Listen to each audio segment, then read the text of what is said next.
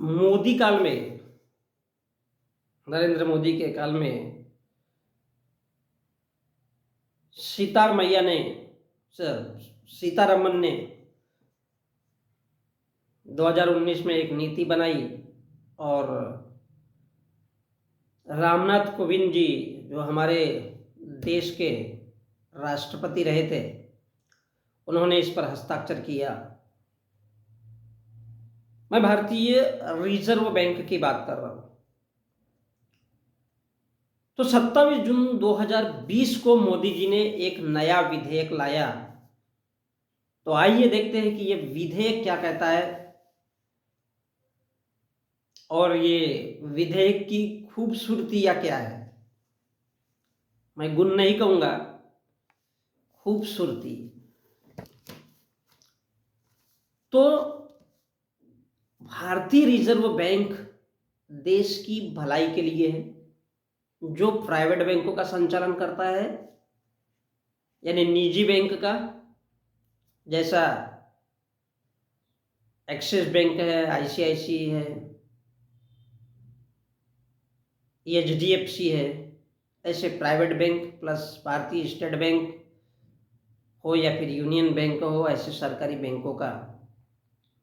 तो इससे फायदा क्या है और नुकसान क्या है। प्राइवेट बैंक को बढ़ावा देना अर्थात सीधा सीधा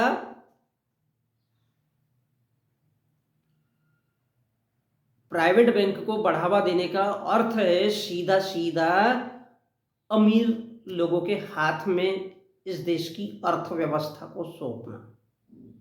अब यदि सरकारी बैंक रहेंगे तो वो गरीब, मजदूर, किसान, बेरोजगार, ये तमाम जितने भी प्रकार के लोग हैं, उनको छोटे मोटे रूप में लोन दिया जा सकता है। उनकी आर्थिक स्थिति को उठाया जा सकता है या फिर उनको लोन दे करके उनको छोटे मोटे कारोबार में लगाया जा सकता है। तो ये 27 जून 2020 को मोदी जी ने जो विधेयक लाया, उसमें जो संचालन किया जा रहा है वो नाम या बिजनेस का नाम, सपोज अडानी का कोई कारोबार है विल्मर, तो वो विल्मर नाम यूज नहीं करेगा अपने कंपनी का नाम, या अडानी पावर अगर है तो वो अडानी पावर का नाम यूज नहीं करेगा। वो क्या करेगा, नाम या बिजनेस का नाम अडानी ऐसा नहीं लिखा रहेगा, विल्मर अडानी के कंपनी का नाम नहीं लिखा रहेगा, उसमें सीधा सीधा क्या लिखा रहेगा, बैंकर या बैंकिंग। उदाहरण के तौर पे सपोज गौतम अडानी ने अगर मोदी को पैसा दिया या अमित शाह को दिया, तो ना उसमें गौतम अडानी का नाम रहेगा और ना ही नरेंद्र मोदी का, मतलब लेने वाले का भी नहीं, देने वाले का भी नहीं। उसमें क्या लिखा जाएगा, देने वाले का नाम और उसके बिजनेस का नाम, यानी पैसा कहाँ से आ रहा है, क्यों आ रहा है, इसका कुछ भी अता पता नहीं है। उसमें बैंकिंग या केवल बैंकर लिखा रहेगा। ये एक कोड वर्ड डिसाइड किया गया है, नया नाम। तो ये है 27 जून 2020 की पॉलिसी और नया विधेयक जो नरेंद्र मोदी ने लाया। तो इसमें ना गौतम अडानी का नाम रहेगा, ना नरेंद्र मोदी का, ना लेने वाले का, ना देने वाले का। ये अच्छी तरह से समझ लेना है, यानी किसने किसको दिया है पता नहीं, ये पैसा किसने किसको दिया है पता नहीं है, किसने पैसा लिया उसका भी अता पता नहीं है, क्यों दिया वो भी पता नहीं है, उसने क्यों लिया वो भी पता नहीं है। तो भाई ये भी एक लोकतंत्र है यार। अब ये कौन सा लोकतंत्र है, ना आप लोगों को समझ में आएगा और ना मेरे को समझ में आएगा। ये कौन सी अर्थव्यवस्था का नियम है, ये कौन सा देश है, इसमें जनता का क्या भला है, कितना खतरनाक है ये पैसा लूटने का तरीका, कितना खतरनाक भ्रष्टाचार करने के लिए ये कानून लाया गया है, देश को लूटने का, जनता को लूटने का और भ्रष्टाचार को सरेआम खुले तरीके से करने का। क्यों? क्योंकि देश में जनता नहीं है, ये इस बात को प्रूव करता है। अब चाइना को ले लो, पीएम केयर फंड में जो पैसा आया वो कहाँ गया, जनता के किस काम में लगाया गया? क्या वो बेरोजगारी में लगाया गया? क्या वो किसानों के लिए खर्चा किया गया? क्या वो गरीबों को दिया गया? या कोई बहुत बड़ी उससे योजना बनाई गई? कुछ भी अता पता नहीं है। कितना बड़ा भ्रष्टाचार है। मैं इस विधेयक की बात कर रहा हूं। इसका सीधा सीधा अर्थ है जनता को लूटना है, बर्बाद करना है। अर्थात बिजनेस का नाम या देने वाले का नाम उसमें कुछ भी नहीं रहेगा, उसमें केवल बैंकर या बैंकिंग शब्द का इस्तेमाल होगा।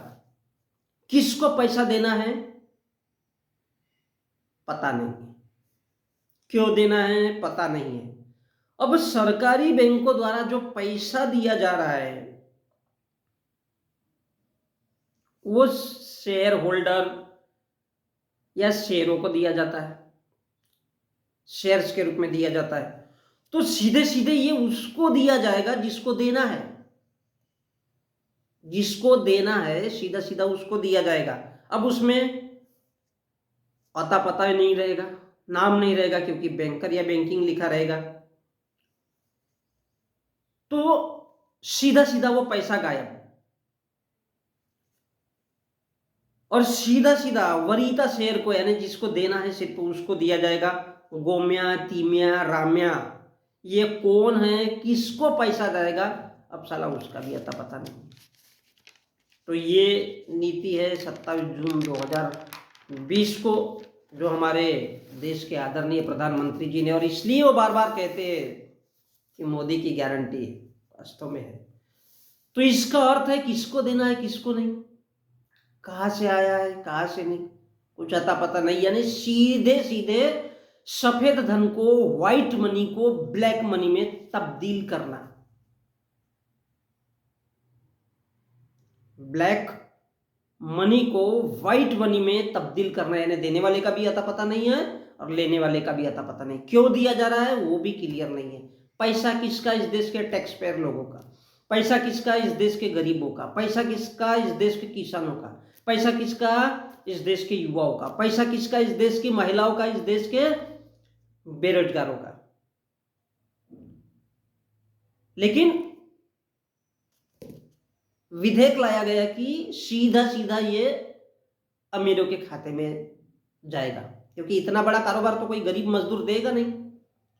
तो ये जो प्रणाली है ये बैंक के, स्विट्जरलैंड के स्विस बैंक की प्रणाली है। मतलब नाम पता कुछ नहीं, किसको देना है क्यों देना है पता नहीं। यानी जो सफेद मनी है इस देश के गरीब मजदूर, किसान, युवा, बेरोजगार, उनका जो पैसा है जो इस देश के रिजर्व बैंक में जमा होता है या बैंकों में जमा होता है, सरकारी प्राइवेट बैंकों के माध्यम से जमा होता है, उस सफेद मनी को ब्लैक मनी में तब्दील करने का कानून, और नाम पता गायब करके कोड नंबर के आधार पर बैंकों के पैसे की हेरा फेरी करना। बैंकों का पैसा इधर का उधर, उधर का उधर, किसी को अता पता नहीं चलता है इसमें कि किसको पैसा दिया गया। यानी मोदी जी का जो 27 जून 2020 का कानून है सीधा सीधा स्विस बैंक का काला धन का कानून है। सफेद मनी को, जो इस देश के गरीब मजदूर जनता का जो पैसा है, जो टैक्स पेयर का पैसा है, उसको सीधा सीधा काला पैसा घोषित करके उनको दिया जाएगा जो उनके अपने पसंदीदा लोग हैं। यानी सफेद धन को ब्लैक मनी बनाना। अब हम लोगों को राम मंदिर दिया जाता है भैया, कितने खुश हैं हम लोग और कितने खुश मिजाज है यार। और इसलिए तो पूरे देश में नारे लगते हैं मोदी मोदी मोदी। क्यों लगने भी चाहिए, क्योंकि एक तरफ देश को राम मंदिर मिल रहा है, राम नाम जपते जाओ, पूरे देश के लोग राम नाम जपेंगे तो कितनी खुशी होगी भाई। इधर ये कारनामे किए जा रहे हैं, हम लोग राम मंदिर में खुश हैं। तो ये जो परिवर्तन है, ये जो विधेयक है, ये जो संशोधन विधेयक है, जब भारतीय रिजर्व बैंक का ही ये व्हाइट मनी को ब्लैक मनी बनाने का कानून है, तो state bank of India, Punjab national bank, union bank, all cooperative bank and cooperative society या फिर प्राइवेट बैंक इसका पालन तो झक मार के करेंगे, क्योंकि ये नियम विधेयक बन करके आया है। आरबीआई भी इसका पालन करने के लिए मजबूर है, तो ये जो छोटे मोटे बैंक है, एसबीआई, यूनियन बैंक, ये तो झक मार के उसका पालन करेंगे। तात्पर्य क्या है? व्हाइट मनी को ब्लैक मनी में तब्दील करना। जब रिजर्व बैंक खुद इसका पालन करेगा तो ये छोटे छोटे उसके जो बच्चे हैं, स्टेट बैंक और मतलब सरकारी bank, private bank, union bank, Punjab national bank, ये सारे के सारे उसका पालन उसको करना है। तो ये क्या हुआ भाई? या तो खा लो या फिर दान में व्यापारियों को लूटा दो। लेकिन जो रेवड़ी है, जो जनता की भलाई है, वो जनता में पैसा किसी भी सूरत में नहीं जाना चाहिए, नहीं तो फिर जेल जाओगे। अरविंद केजरीवाल के साथ भी यही हो रहा है। मेरे को कुछ पता नहीं है कि कौन क्या पॉलिटिक्स करता है क्या नहीं, मैं तो सड़क छाप आदमी हूं।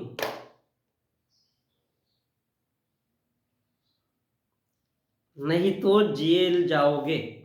तो सीधा सा तात्पर्य क्या है? या तो खा लो या दान में व्यापारियों को दे दो, लेकिन जनता की भलाई नहीं करना है, रेवड़ी नहीं बांटना है। इस देश का युवा, बेरोजगार, ये जो तमाम तरीके के लोग हैं, इनको फायदा नहीं होना है। और इसके लिए ये 2020 का विधेयक लाया गया है। सीधा सीधा रिजर्व बैंक और जो बोर्ड है, जो रिजर्व बैंक का जो बोर्ड है, उस बोर्ड के ही सिस्टम को चेंज कर दिया गया विधेयक ला करके। तो भाई मोदी जी की गारंटी तो है। कितना खूबसूरत कानून है। यानी जो देश का पैसा है, देश के लोगों का पैसा है, जो जनता का पैसा है, जो टैक्स पेयर का पैसा है, जो मजदूरों का पैसा है, जो किसानों का पैसा है, जो युवाओं बेरोजगारों का पैसा है, इस देश की जनता का पैसा है, या अर्म धर्म कुछ लागू नहीं होता भाई। वो किसी भी धर्म का आदमी हो, तेल लेने गया तुम्हारा धर्म। तो ये जो सारे के सारे जो छोटे छोटे इस देश की जो जनता है, उसका पैसा उठा करके, जो जायज पैसा है, वो सब अमीरों के खाते में डालना। और इसलिए नरेंद्र मोदी ने कहा है, चाहे फैसला कितना भी बड़ा हो छोटा हो, कि बोले जनता को किस लिए हिसाब देंगे भाई हम, हुई जनता हुई पब्लिक। अब साला तुम्हारा ठेका थोड़ी लेकर के रखा है कि एक एक को बताएंगे। भाई सोचो यार, ये कौन सा लोकतंत्र है माए बाप। भाई सड़क छाप आदमी।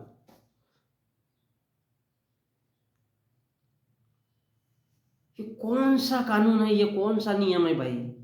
तुम इस देश की जनता का पैसा उठा उठा करके अमीरों की जेब में डाल रहे हो। और तुम्हारे बाप दादाओं ने देखा है क्या कि 5-10 कंपनी खड़ी कर देने से इस देश में भूखमरी, गरीबी, बेरोजगारी ये सब मिट जाएगी? किसानों पे भी उतना ही ध्यान देना होगा अगर तुम बिजनेस की बात करते हो। खाली 100 स्मार्ट सिटी बनने से ये देश सुधर नहीं जाएगा। मजदूरों पे भी ध्यान देना पड़ेगा, किसानों पे भी ध्यान देना पड़ेगा, बिजनेस पे भी ध्यान देना पड़ेगा, सभी हर उस वर्ग के इंसान पे ध्यान देना पड़ेगा। लेकिन यहाँ तो कानून उठा करके ला दिया गया है। कौन पैसा देगा, क्यों देगा, क्यों नहीं देगा, सिर्फ उसमें बैंकिंग और बैंकर नाम लिखा रहेगा। अब ये क्या है भैया? उस जमाने की हुंडी प्रथा। सीधा सीधा पैसा उठा करके अमीरों को दे दो, साहूकारों को दे दो, साहूकार अपना कुछ भी करते रहे, साहूकार लेन देन चलाएगा। फॉर एग्जाम्पल,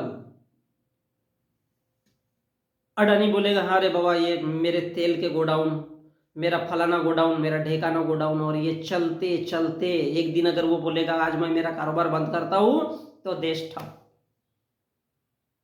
हमको क्या भैया, हमको तो राम मंदिर मिला, हम तो घंटा बजाने में खुश। तो कहने का मतलब है, या तो खा लो, या तो खुद पैसा उस खा लो, या फिर दान में व्यापारियों को दे दो। देश की जनता की भलाई नहीं करना है, और अगर किसी ने आवाज किया तो वो आदमी जेल जाएगा। और यही है 27 जून 2020 का विधायक। अब विधेयक बोलो विधायक बोलो, बात तो एक ही है। तो ये कानून इसलिए लाया गया कि जनता की भलाई किसी भी सूरत में नहीं करनी है। या तो पैसा खुद कमा करके खा लो, या फिर दान में अमीर व्यापारियों को दे दो। यानी गोलवलकर जी ने कहा था कि बोले देश में एक दो बिजनेसमैन होना चाहिए, उनको अमीर बना दो, बाकी के देश में जब गरीबी, भूखमरी, बेरोजगारी, महंगाई, ये सारी की सारी ट्रीटमेंट नहीं होगा, चिकित्सा नहीं मिलेगी, तो सारे के सारे बोले लोग झक मार करके मंदिर में जाके बैठेंगे। और इसलिए मोदी भी कहता है कि भैया हमने तो वो सब कर लिया है जो पिछले 100 सालों में नहीं सोचा जा सकता था।